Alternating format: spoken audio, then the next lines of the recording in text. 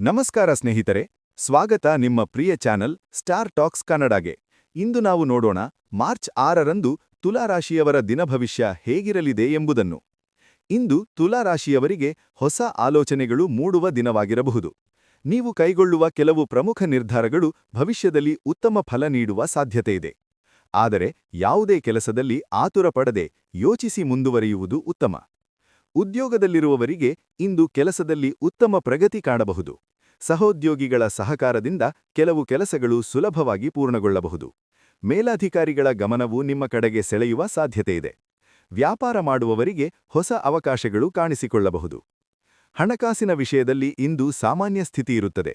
ಹಣದ ವ್ಯವಹಾರಗಳಲ್ಲಿ ಜಾಗ್ರತೆಯಿಂದ ನಡೆದುಕೊಳ್ಳುವುದು ಒಳಿತು. ದೊಡ್ಡ ಹೂಡಿಕೆ ಮಾಡುವ ಮೊದಲು ಯೋಚಿಸುವುದು ಉತ್ತಮ.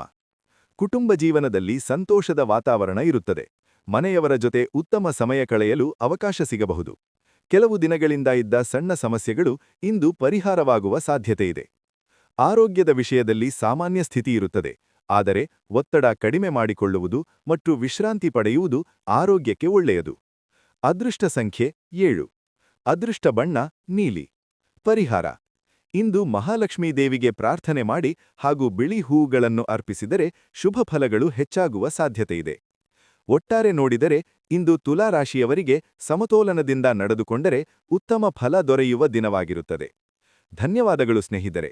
ಇಂತಹ ಪ್ರತಿದಿನದ ರಾಶಿಫಲ ತಿಳಿದುಕೊಳ್ಳಲು ನಮ್ಮ ಚಾನಲ್ ಸ್ಟಾರ್ ಟಾಕ್ಸ್ ಕನ್ನಡ ಅನ್ನು ಸಬ್ಸ್ಕ್ರೈಬ್ ಮಾಡಿ ಮತ್ತು ವಿಡಿಯೋವನ್ನು ಲೈಕ್ ಹಾಗೂ ಶೇರ್ ಮಾಡುವುದು ಮರೆಯಬೇಡಿ.